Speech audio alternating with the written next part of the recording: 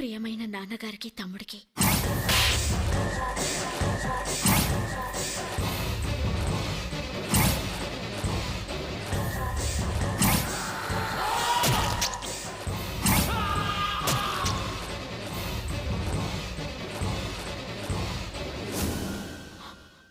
ఇక్కడేం జరిగినా కడుపులో దాచుకోవాలి కానీ కళ్ళల్లో చూపించకూడదు.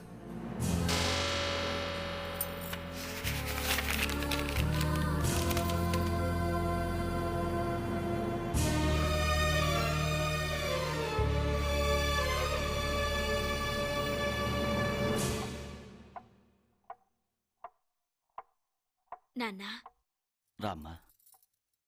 ఏరా, పడుకోలేదా? నిద్ర పట్టడం లేదు నాన్న. మీ ఒళ్ళో పడుకోవాలనుంది. రామ్మా.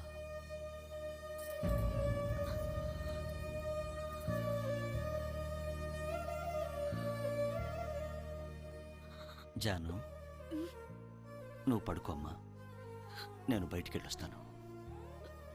ఈ టైంలో ఎక్కడికి నాన్న? చిన్న పనుందమ్మా, వెంటనే వచ్చేస్తాను. నువ్వు పడుకో.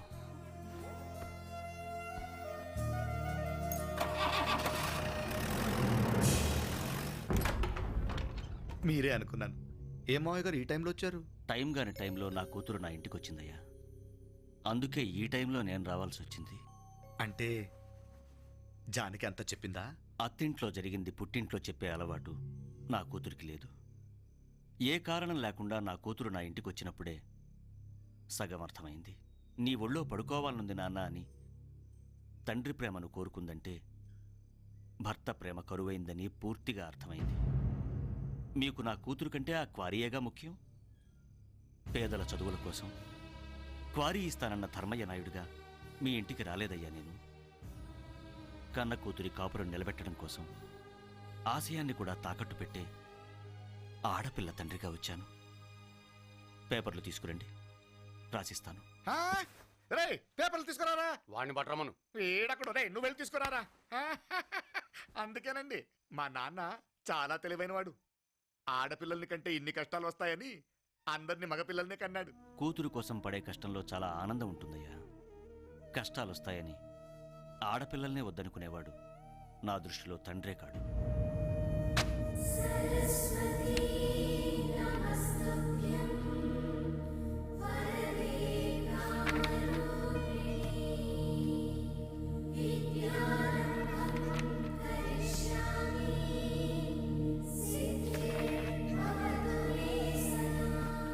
అయ్యయ్యో, అల్లుడికి బండి మావయ్య గారు ఇస్తున్నాడు, తీసుకోరా.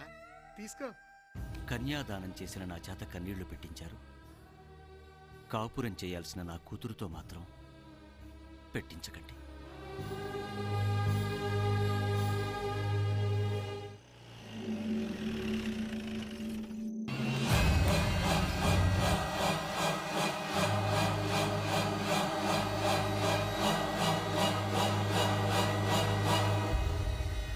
జీవితంలో మొదటిసారి మాట తప్పాను నాన్న.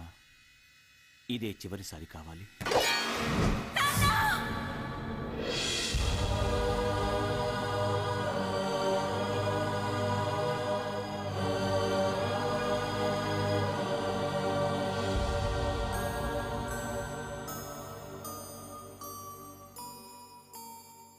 పెదనాన్నగారు, జానకి నేను తోడుకోడలమైన తోబుట్టువుల్లా ఉన్నాం. వీణ్ణి కన్నది జానకి అయినా పెంచింది నేను. వీణ్ణి నేను తీసుకెళ్తాను.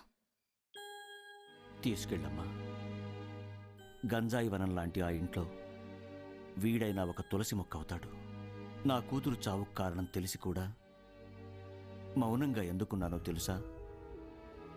ఈ విషయం నా కొడుక్కి తెలిస్తే ఇంకెన్ని చావులు చూడవలసి వస్తుందోనన్న భయంతో ఇక నుంచైనా వాళ్ళని మనుషుల్లా బతకమను.